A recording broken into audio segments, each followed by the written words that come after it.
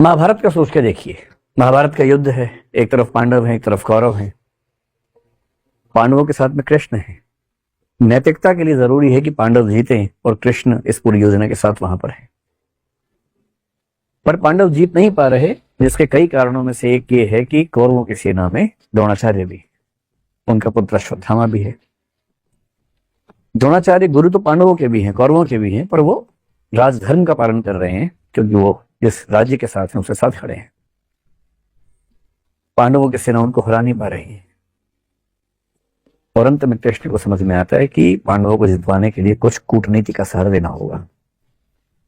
कृष्ण कूटनीति के शिखर हैं। वो युधिष्ठिर से एक बात कहते हैं, पर युधिष्ठिर तैयार नहीं है एक गलत बात कहने के लिए।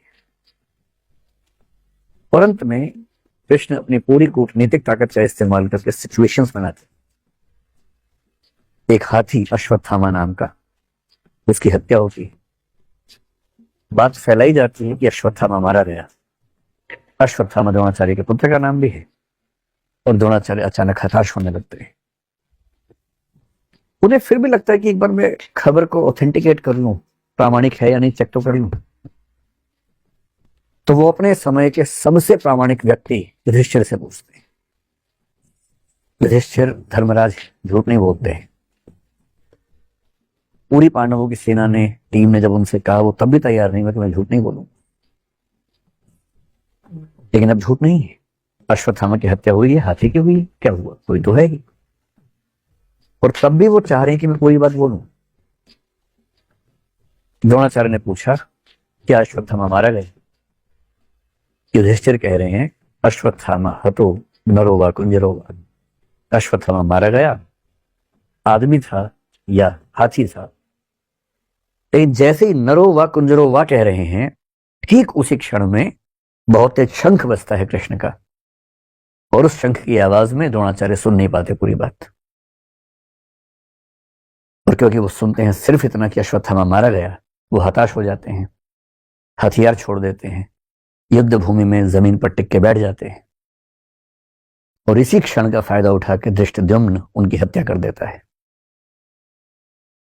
मैं सोचता हूं कई बार कि द्रोणाचार्य इतने योग्य व्यक्ति थे, यदि मिस इंफॉर्मेशन से या मैनिपुलेटिव इंफॉर्मेशन से उनको भी एक गलत तथ्य के प्रति आश्वस्त किया जा सकता था, तो आज के दौर में जब हर तरफ सोशल मीडिया के हमले हैं, कैसे कोई व्यक्ति सही फैसले करे? अगर द्रोणाचार्य उस आवाज को सुन पाते, नरो वा कुंजरो वा, तो शायद उनका फैसला बदल गया होता, शायद युद्ध की कहानियां अलग होती।